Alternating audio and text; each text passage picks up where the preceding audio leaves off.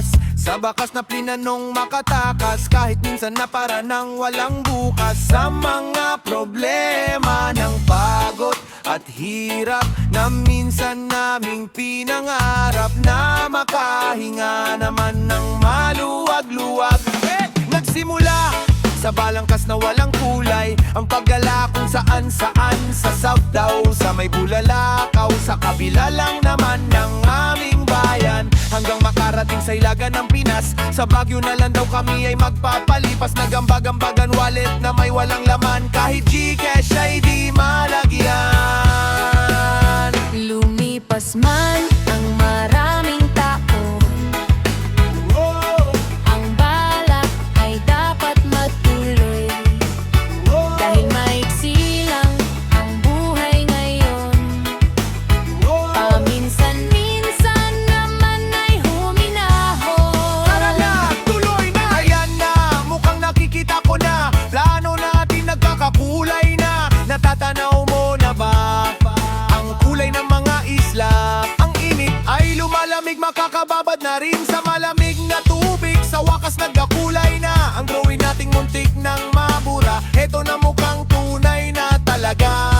Nasa Puerto Galera. Lumipas man ang maraming taon, ang balak ay dapat matuloy. Dahil maiksi lang ang buhay ngayon, paminsan-minsan naman ay huminahon. Tara, 2, 3. Si Ate Rachel pasimuno sa paggala, kaya siya na rin daw ang bahala. Siya na rin daw ang taya, matuloy lang itong paggala. Si Kuya Bok, naliyo na sa kakabok na masasakyan, wag lang magalikabok. Sasakyan niya kahit baging ibarok. Si Kuya We ay one call away, kahit na no way. He always made a way. Ako, si King walang masyadong intro, kasi ako naman sumulat nito. Kaya paubay ako na ito sa inyo. Si Jampoy at si Raf kasama din sa plano, kahit sumakay pa daw sila ng eroplano. Si Chale na laking maganda, dati yun lang ang ambag niya, pero ngayon kahit libre pa niya. Tara na, bihira man, magsama-sama tayo ngayon. Laging nasa isip ay lumipas na kahapon. Nung mga bata pa at wala pang problema, salamat sa'yo, mama, kami ay nagkakaisa.